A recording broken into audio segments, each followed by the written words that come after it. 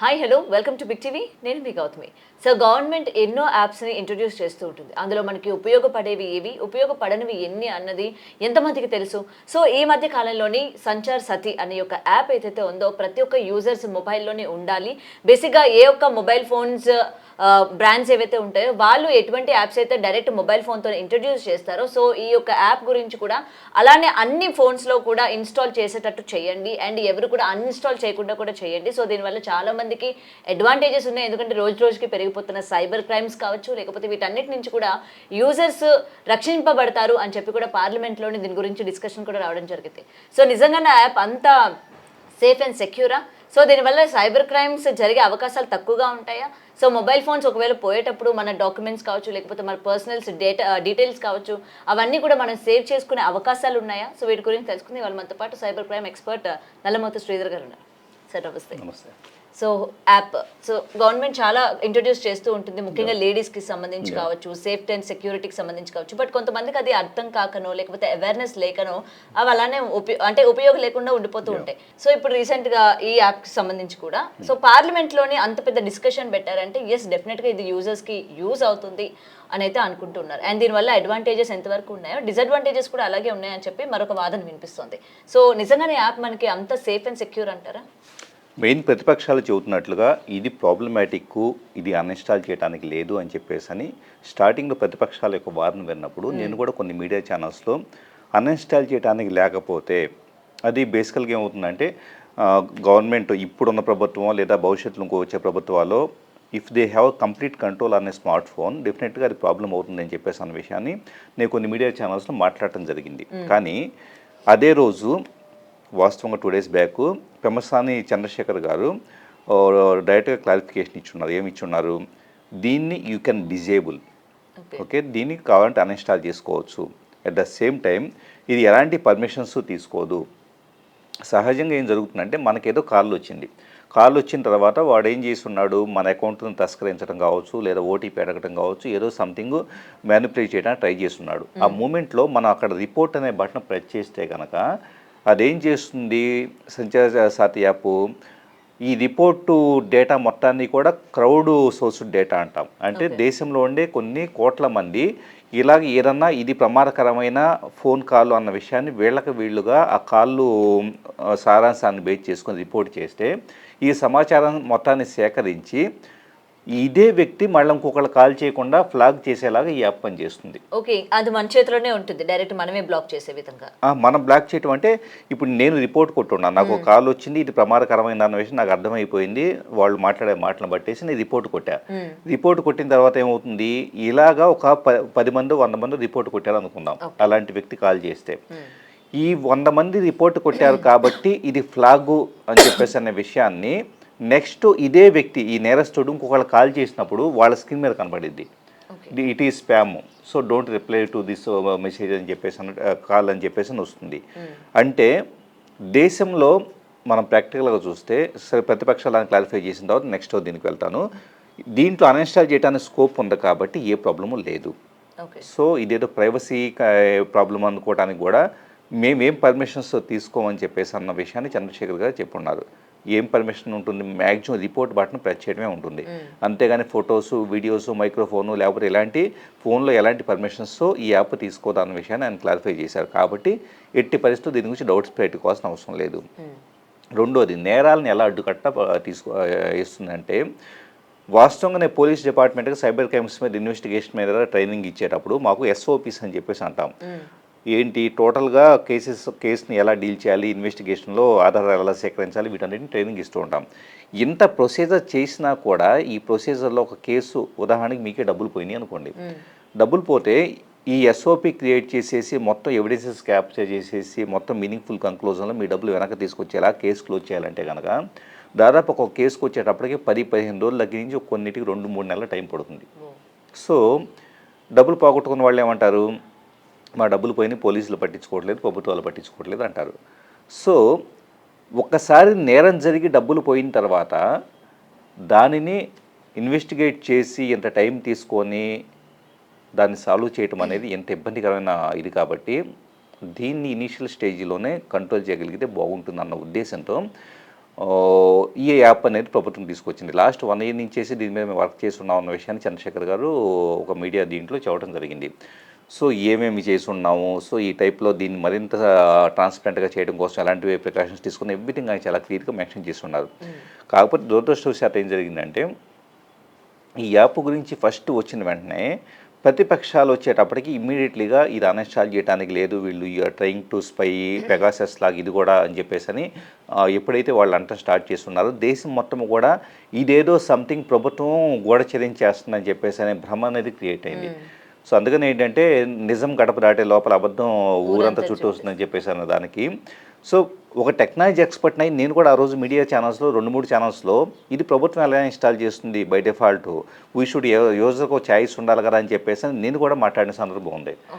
అంటే ఎంతగా ప్రచారం జరిగింది దానికి ఒక ఎగ్జాంపుల్. కాబట్టి భవిష్యత్తులో ఎప్పుడైనా ఇలాంటి యాప్స్ వచ్చేటప్పుడు ప్రభుత్వ వాళ్ళు ఖచ్చితంగా దీని యొక్క పని ఎలా చేస్తుంది, టెక్నాలజీ రిలేటెడ్గా అది ఏ టైప్ ఆఫ్ పర్మిషన్స్ తీసుకుంటుంది, ఈ డేటాను ఎక్కడ స్టోర్ చేస్తూ ఉంటారు, ఒకవేళ ఆ డేటాకు సంబంధించేసి వెరిఫికేషను ఆడిట్లు ఎలా జరుగుతాయి, ఇదంతా చాలా క్లియర్గా చెబితే కనుక భవిష్యత్తులో యాప్స్ విషయంలో జనాలకు భయం లేకుండా అడాప్ట్ చేసుకునే స్కోప్ ఉంటుంది. ఓకే. అండ్ సార్ ఇప్పుడు మీరు అన్నారు కదా, అంటే ఈ యాప్ మనకి అన్ఇన్స్టాల్ చేసుకోకుండా డైరెక్ట్ ఫోన్స్ ద్వారానే వచ్చేయాలి. అండ్ ఇప్పుడు కొత్తగా కొనే మొబైల్ ఫోన్స్, కొత్తగా తయారు చేసే మొబైల్ ఫోన్స్ అని ఆల్రెడీ యాప్ని ఇన్స్టాల్ చేయించే పంపించండి. సో యూజర్స్కి ఏంటంటే అది అన్ఇన్స్టాల్ చేయాలని కూడా అనిపించదు అని చెప్పి మరొక వాదన వినిపిస్తూ ఉంది. సో ఇది మనకి ఒకవేళ అన్ఇన్స్టాల్ చేయకపోతే దీనివల్ల జరిగే ప్రమాదాలు ఉంటాయి అని చెప్పి వీళ్ళు అన్నారు. కాబట్టి మరి డైరెక్ట్గా ఇప్పుడు వచ్చే ఫోన్స్ నుంచి ఇది యాప్ ఇంక్లూడ్ చేసి వస్తోంది అని అంటున్నారు. మరి ఇది ఎలా చూడొచ్చు అంటారు మనం? అంటే మీకు ఇన్స్టాల్ చేసి వస్తుందంటే ఏంటంటే మీరు ఉదాహరణకు మన ఫోన్లో ఫేస్బుక్ కానీ WhatsApp, Facebook by default install అయ్యి వస్తుంది, జీమెయిల్ ఇన్స్టాల్ అయ్యి వస్తుంది. సో వాటిని చాలామందికి తెలియని విషయం ఏంటంటే వాటిని సెట్టింగ్స్లో యాప్స్లోకి వెళ్ళేసి we can disable them. Okay. అక్కడ డిజేబుల్ అనే ఆప్షన్ అనేది ఒకటి ఉంటుంది. అంటే ఇప్పుడు మనకి మొబైల్ ఫోన్స్ ఏ బ్రాండ్ కొంటే ఆ బ్రాండ్ వాళ్ళు పెట్టే యాప్స్ డిజేబుల్ చేయొచ్చు, కొన్ని అన్ఇన్స్టాల్ చేయొచ్చు. కాబట్టి యూజర్ హ్యాజ్ ఎవరి చాయిస్ ఏది వీటిని వద్దు అనుకుంటే కనుక. కాబట్టి అలాగే మేము తీసుకొస్తున్నాం అన్న విషయాన్ని కూడా వాళ్ళు క్లియర్గా చెప్పున్నారు. ఎట్ ద సేమ్ టైం ఎందుకు బై డిఫాల్ట్ పెట్టారన్న దానికి చాలా క్లారిటీ ప్రభుత్వం ఇచ్చింది. ఎందుకంటే సంచార్ సాతి 2023 నుంచి ఉంది, 2 years నుంచి ఉంది. ఆ యాప్ అనేది అవగాహన ఉన్న వాళ్ళు ఇన్స్టాల్ చేసుకున్నారు. ఆల్రెడీ గతంలో వచ్చేటప్పటికి రకరకాల చోట్ల ప్రభుత్వం ప్రకటనలు ఇచ్చి కూడా వాటిని ఇన్స్టాల్ చేసుకోండి, మీరు స్పామ్ నుంచి బయటపడతారన్న విషయాన్ని ప్రచారం చేసింది.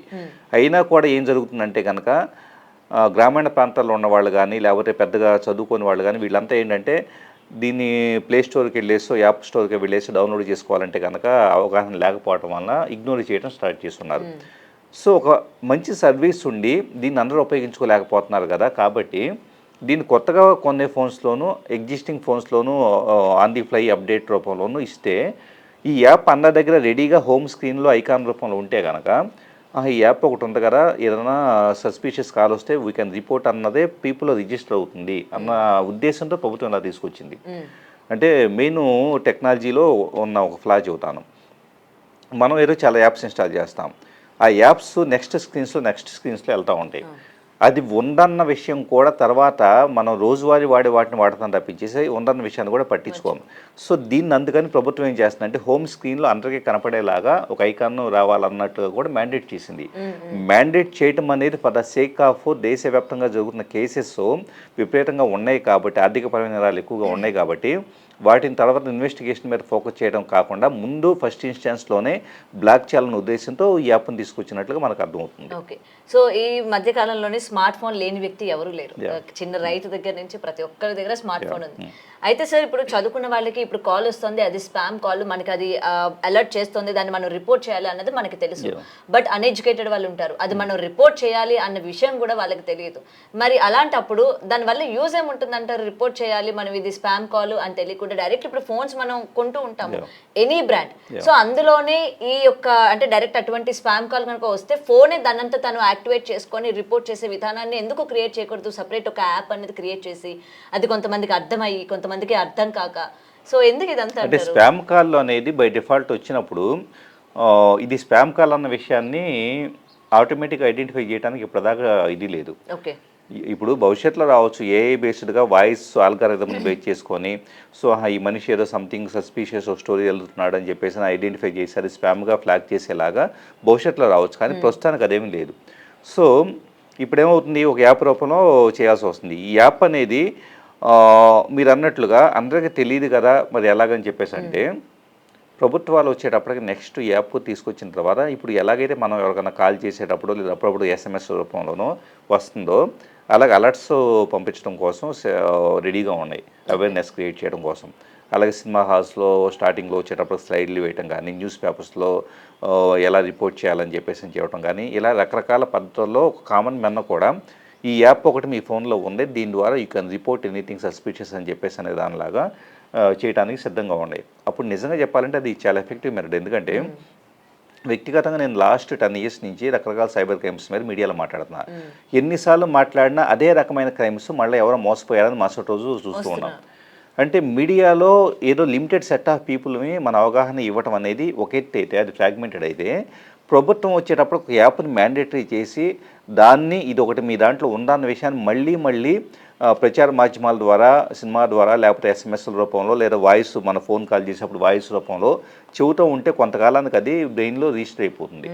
So people can act immediately ఏదైనా ఇలాంటిది వస్తే కనుక. అప్పుడు ఏమవుతుంది, రిపోర్ట్ కొట్టున్నారు ఎక్కడ దేశవ్యాప్తంగా వచ్చేటప్పటికి ఒక 50% ఆఫ్ ద పీపుల్ వాళ్ళకి వచ్చి నేరాన్ని రిపోర్ట్ కొట్టారనుకోండి, వాళ్ళ దగ్గర క్రౌడ్ సోర్స్ డేటా అంటే మన 50% మంది యొక్క రిపోర్ట్ డేటా అక్కడ ఉంది కాబట్టి నెక్స్ట్ ఏమన్నా మోసం బారిన పడుతున్నా కూడా ఈ డేటాను బేస్ చేసుకొని మీకు వచ్చిన కాళ్ళు సస్పిషియస్ అన్న విషయాన్ని అలర్ట్ చేసి ఒక ఫ్లాగ్ మెసేజ్ చూపించే అవకాశం అనేది ఉంటుంది. ఇప్పుడు ట్రూ కాలర్స్ అవన్నీ కూడా మనకి చూపిస్తూ ఉంటాయి కదా, వాట్ ఈస్ స్పామ్ కాల్ అనేది, లేకపోతే మనకి తెలిసిన వాళ్ళది ఏంటనేది విత్ నేమ్స్ కానీ అది మనకి చూపిస్తూ ఉంటుంది కదా, అది కూడా మనకి వన్ ఆఫ్ ద సేఫ్ అనుకోవచ్చు. ట్రూ కాలర్ ఉన్న లిమిటేషన్ ఏంటంటే రెండింటి యొక్క ఫీచర్స్ ఒకేలాగా అనిపించినా కూడా ట్రూ కాలర్ విదేశాలకు సంబంధించింది, ప్లస్ వాళ్ళ దగ్గరికి మనం అప్లోడ్ అయ్యి, ఇప్పుడు for example Truecaller install చేశాను, నా ఫోన్ బుక్ మొత్తం అప్లోడ్ అయిపోతుంది దాంట్లో. So there are more privacy concerns. రెండోది ఏంటంటే భారతదేశంలో ఇలాంటి ఒక వ్యవస్థ ఏర్పాటు చేసుకోవడం, డిపార్ట్మెంట్ ఆఫ్ టెలికమ్యూనికేషన్స్ డాట్ వచ్చేటప్పటికి చాలా ప్రత్యేకంగా దీని మీద కసరత్తు చేస్తూ ఉంది. పూర్తిగా ఇక్కడ మన వ్యవస్థను ఏర్పాటు చేసుకుందాం, మన డేటా మన దగ్గరే ఉంటుంది. ప్లస్ ఈ ఫ్లాగ్ చేసేవి కొత్తగా, ఎందుకంటే ఎవరు కొత్త స్పామరో ఒక నెంబర్ తీసుకోవాలన్నా కూడా డాట్ దగ్గర నుంచి నెంబర్ తీసుకుంటాడు. సో ఆ నెంబర్ నుంచి మనకు కాల్ చేస్తాడు. సో ఇక్కడ కొత్తగా ఎవరికన్నా నెంబర్ అలాట్ చేయాలి అంటే కనుక సో ఆ నెంబర్ విషయంలో కూడా కొంత కంట్రోల్, వీళ్ళు ఏదో స్పామర్స్ వీళ్ళు గతంలో 2-3 నెంబర్లు ఫేక్కి తీసుకున్నారు కాబట్టి వీళ్ళకి అసలు అలాట్ చేయకూడదు అని ఈ పద్ధతిలో మరింత కంట్రోల్ను సాధించడం కోసం సొంతంగా యాప్ డెవలప్ చేస్తున్నారు. ఓకే, సో ఇప్పటి వరకు మనం అడ్వాంటేజెస్ మాట్లాడుకున్నాము. సో దీనివల్ల డిసడ్వాంటేజ్ ఏమైనా ఉందంటారా మనకి పర్టికులర్ యాప్ వల్ల? వాస్తవంగా చెప్పాలంటే దాని గురించే. ఇప్పుడు అన్ఇన్స్టాల్ చేయడానికి లేకుండా, డిజేబుల్ చేయడానికి లేకుండా ఉంటే కనుక అది ప్రాబ్లమాటిక్. అలాగని చెప్పేసి అని ఇప్పుడు ప్రభుత్వాలు అంత ఇదిగా చేస్తాయంటే కనుక ఈ ప్రభుత్వం కాకపోతే రేపు ఇంకో ప్రభుత్వమో, లేకపోతే కనుక ఇప్పుడు చిన్న ఎగ్జాంపుల్ అన్ఇన్స్టాల్ చేయడానికి లేకపోతే ఉండే ప్రాబ్లం చెబుతాను. మీ ఫోన్లో ఈ యాప్ ఇన్స్టాల్ చేసి ఉంది, సో దాన్ని రిమోట్ అడ్మినిస్ట్రేషన్ టూల్ అని చెప్పేసి కన్సిడర్ చేయొచ్చు. సో అది నెంబర్ ఆఫ్ పర్మిషన్స్ తీసుకుంటే, ఇదైతే తీసుకోదన్నారు. సో ఒకవేళ నెంబర్ ఆఫ్ పర్మిషన్స్ తీసుకుందాం అనుకోండి, కెమెరా పర్మిషను, లేకపోతే కనుక మైక్ పర్మిషను, లొకేషన్ పర్మిషన్ ఇలాంటివి తీసుకుందాం అనుకోండి, ఏమవుతుంది, మీరు ఎక్కడెక్కడ తిరుగుతున్నారో ఎవ్రీ సెకండ్ అక్కడ ఎవరైతే కంట్రోలింగ్ మెకానిజం ఉంటుందో డాట్ వాళ్ళ దగ్గరికి డేటా వెళ్ళిపోతుంది. అలాగే అక్కడ ఫర్ ఎగ్జాంపుల్ ఇది మానిటర్ చేసే స్టాఫ్లో డిపార్ట్మెంట్ ఆఫ్ టెలికమ్యూనికేషన్సే కానీ డాట్ దగ్గరే ఎవరో ఒక 4-5 ఎంప్లాయీస్ అప్పుడే కొత్తగా జాయిన్ అయిన వాళ్ళు ఉన్నారు. సో వీళ్ళకి వచ్చేటప్పటికి యూజర్ డేటా ప్రైవసీ దేని మీద పెద్ద అవగాహన లేదు అనుకోండి. సో వాళ్ళు మిస్యూజ్ చేసే స్కోప్ కూడా ఉంటుంది. ఎవరిదో ఫ్రంట్ కెమెరా ఆన్ చేసేసి జస్ట్ అక్కడ దే కెన్ క్యాప్చర్, అంటే వెన్ యూ హ్యావ్ పర్మిషన్ అనే particular mobile application they can capture anything. ఏది అన్ఇన్స్టాల్ చేసే అవకాశం లేక అక్కడ బ్యాడ్ ప్లేయర్ ఉంటే. కానీ ఇక్కడ ప్రభుత్వం వచ్చేటప్పటికి దీన్ని 100% కేవలం కేసెస్ని బేస్ చేసుకుని పర్మిషన్స్ కూడా కేవలం ఈ రిపోర్ట్ కొట్టే ఇది తప్పించేసి ఇంకా నోటిఫికేషన్ పర్మిషన్ తప్పించి వేరే తీసుకోవట్లేదు అన్న విషయం చెప్పింది. కాబట్టి దీని గురించి పెద్ద వరే వాల్సిన అవసరం అయితే లేదు. ఓకే ఓకే, సో కాల్స్ చేయడం కానీ లేకపోతే మనం ఎక్కడున్నో ఏంటన్నది అదంతా కూడా తెలుసుకునే స్కోప్ అయితే ఓకే. సో అలాంటిది ఉంటే ఓకే, ఎందుకంటే ఈ మధ్యకాలంలో మనం ఎంతో సేఫ్టీ అండ్ సెక్యూర్ అనుకుంటున్న వాట్సాప్ని కూడా హ్యాక్ చేస్తున్నారు. వాట్సాప్లో మన చాట్స్, మన డాక్యుమెంట్స్ సీక్రెట్గా సెండ్ చేసుకున్న కూడా వాట్సాప్ కూడా హ్యాకింగ్ అయిపోయింది. సో మనం ఇప్పుడు ఏ యాప్ యూజ్ చేయాలి, ఎందులో మనం ఈవెన్ సీక్రెట్ కన్వర్సేషన్స్ కావచ్చు లేకపోతే సీక్రెట్ డాక్యుమెంట్స్ సెండ్ చేసుకోవాలన్నా నో యాప్ అనమాట. మనకు అంతలాగా సెక్యూర్గా ఉంది అన్నది ఒక యాప్ కూడా లేదు. ప్రతిదీ ఇది మనకి అవ్వలేదురా అనుకుంటున్న నెక్స్ట్ మినిట్ హ్యాక్ చేసి పడేస్తున్నారు. సో రేపు పొద్దున ఈ యాప్ని కూడా హ్యాక్ చేసే ఛాన్సెస్ ఉన్నాయంటారా? హ్యాక్ చేసే అవకాశం అంటే ఇప్పుడు వాళ్ళు కోడ్ లైబ్రరీ ఏం యూజ్ చేస్తున్నారు, దాంట్లో ఉండే బగ్స్ ఉన్నాయా, వీటిని బేస్ చేసుకొని కొంత స్కోప్ ఏ యాప్కైనా మీరు అన్నట్లు వాట్సాప్ లాంటి అన్నిటికీ ఏటికైనా ఉంటుంది. కానీ సో అందుకని ఎప్పటికప్పుడు integrity of the application they have to check security audit చేసుకోవడం, లేదా వాళ్ళ సర్వర్లో వచ్చేటప్పటికి ఏదన్నా సంథింగ్ మెలిషియస్ యాక్టివిటీస్ ఏమైనా జరుగుతున్నాయా ఇలాంటివంతా వెరిఫై చేసుకుంటూ ఉంటే కనుక డెఫినెట్గా పెద్ద ఏమీ ఉండదు. ఎందుకంటే ఈరోజు మనం స్మార్ట్ ఫోన్ వాడుతున్న విండోస్ ఆపరేటింగ్ సిస్టమ్, ఆండ్రాయిడ్ దగ్గర నుంచి ఐఓఎస్ దగ్గర నుంచి మీరు అన్నట్లు మనం వాడే వాట్సాప్, టెలిగ్రామ్ ఇలా ప్రతిదీ కూడా మేము అంటే యాజ్ ఎ హ్యాకర్గా మేము చూసే పర్సెప్షన్లు వచ్చేటప్పటికి మేము ఎక్కడ లోపాలు ఉన్నాయా లోపలికి ఎంటర్ కావడానికి ట్రై చేస్తూ ఉంటాం. కంపెనీలు వాళ్ళు ఏం చేస్తారు, సో సైబర్ సెక్యూరిటీ ఎక్స్పర్ట్స్ని పెట్టుకొని ఎక్కడ లోపాలు ఉంటే కనుక బగ్ బౌంటీ ప్రోగ్రామ్స్ పెట్టేసి మీరు ఎక్కడ లోపాన్ని ఐడెంటిఫై చేసి మీకు ఇన్ని డాలర్స్ ఇస్తామని చెప్పేసి కంపెనీలు వాళ్ళు ఇలాంటివి చేస్తూ ఉంటారు. అంటే ఇద్దరికి మధ్య యుద్ధము, ఒక బ్యాడ్ ప్లేయర్కి గుడ్ ప్లేయర్కి మధ్య యుద్ధం అలా జరిగింది, అలా జరుగుతూ ఉండిద్ది. కాబట్టి దీంట్లో ఏదో ప్రమాదం వచ్చింది అనుకోవడం లేదు. దీంట్లో ప్రమాదం వస్తే దీన్ని ఫిక్స్ చేసుకుంటారు, భవిష్యత్తులో మళ్ళీ కొత్త ప్రమాదం రావచ్చు, మళ్ళీ ఫిక్స్ చేసుకుంటారు, ఇంకా స్ట్రెంథన్ చేస్తారు అలాగా. Okay okay right sir. So అంటే ఇప్పటివరకు ఉన్న కొన్ని డౌట్స్ ఏవైతే ఉన్నాయో అవి క్లారిఫై చేశారు. మరి ఇది జనాలకి ఎంతవరకు గవర్నమెంట్ ముందుకు తీసుకువెళ్తుంది, జనాల్లో ఎంతవరకు అవేర్నెస్ కల్పిస్తుంది అన్న చూడాలి. ఇందాక మీరు అన్నట్టు ఇప్పుడు మనకి కరోనాకి సంబంధించి వ్యాక్సిన్స్ తీసుకోవాలని, లేకపోతే కరోనాకి సంబంధించి మాస్కులు పెట్టాలి, మనకి ఎలా అయితే కాల్స్ రూపంగా ఎవ్రీడే మనకి బుర్రలోకి ఎక్కిస్తూ ఉన్నారు. మరి ఇలాంటి ఇంపార్టెంట్ యాప్స్, యూస్ఫుల్ యాప్స్ గురించి కూడా మీరు అన్నట్టు అదే విధంగా కనుక అలర్ట్ చేస్తూ ఉంటే జనాలకు కూడా ఒక అవేర్నెస్ వస్తుంది. సో చూడాలి మరి ఇది ఎంతవరకు ముందుకెళ్తుంది, జనాలకి ఇది ఎంతవరకు ఉపయోగపడుతుంది, జనాలు ఎంతవరకు దీన్ని యూజ్ చేసుకుంటారు అన్నది. Thank you so much sir. For more videos like this, subscribe Big TV channel.